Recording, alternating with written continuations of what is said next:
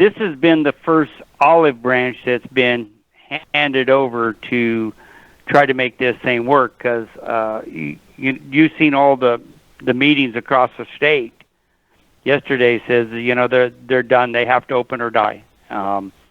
So anyway, it was a great phone call this morning. We don't know all the specifics, but we do know the task force is going to be formed, and it's going to be within a few days, and it's going to get the governor the information he needs to open these communities up. And because I tell you what, if we don't, we're in trouble. But that is a good sign, because what he said the day before yesterday on TV, ABC or whatever it was, that wouldn't have helped at all.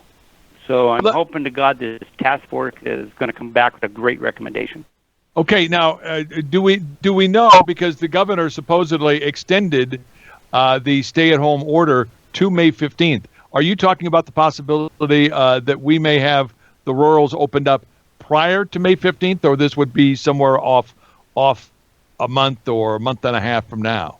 From the language that I'm getting, is what I'm thinking is the task force will probably make a recommendation for certain businesses to open, and they're probably still going to have to keep the distancing and do all this kind of stuff, but at least get these businesses open right away.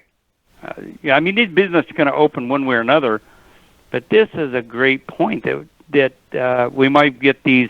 And like I said, I made a call this morning. It says if you don't get these beauty shops open, you're in trouble. But they did call DeMar Dahl this morning, talk to DeMar also. He's the county commissioner, chairman of Elko County Commission, but the people was rallying, saying, "Hey, we can't do this. We're going broke. There's no unemployment coming into 90% of these people. There's no stimulus check coming into these people, and these people can't feed their kids." It's to that critical point in some of these areas. And then I talked to some of the people up in Ely. You've got domestic violence, you've got suicides, there's more than just not having money coming in. It's now got into the family's life and how they operate, and it's got out of hand. Do you have any indication from the governor that he will accept the findings of the task force, or is this just something that's going to make us all feel good, but in the end the governor's going to do what he damn well pleases? Well, I hope not, because he did personally talk to JJ this morning, according to Pete. And the governor called him first thing this morning, and apparently he asked him several times over and over. This is the first, because he's not answering his phone from nobody. And you can't get through, period.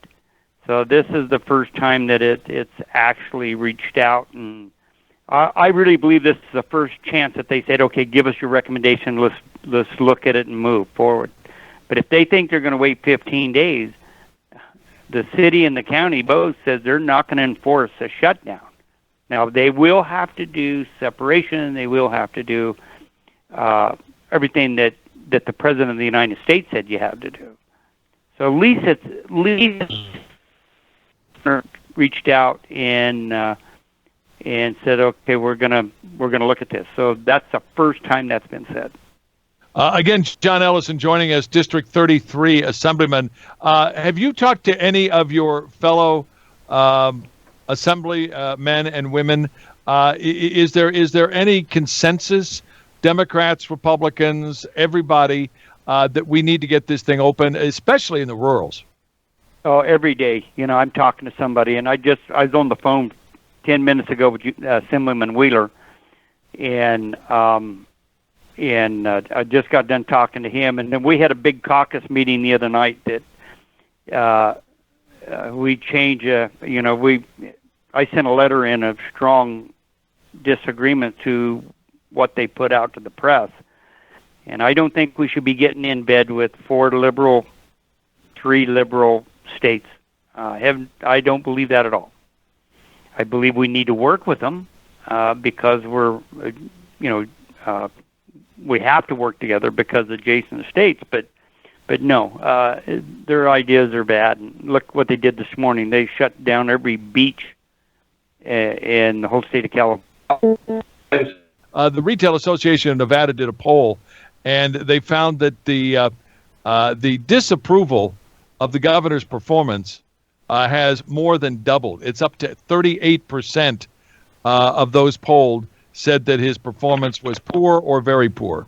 And it's really got bad. And it's climbing dramatically. I think that had something to do with it, but they've been following these meetings. And that meeting yesterday was pretty serious about Elko County, and they said, look, we got businesses shutting down.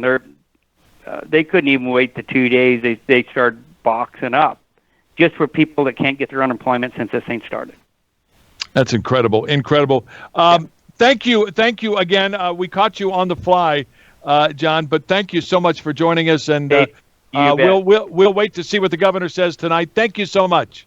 But I think that the task force will come after this. But at least I'm hoping to God that the governor is going to say yes.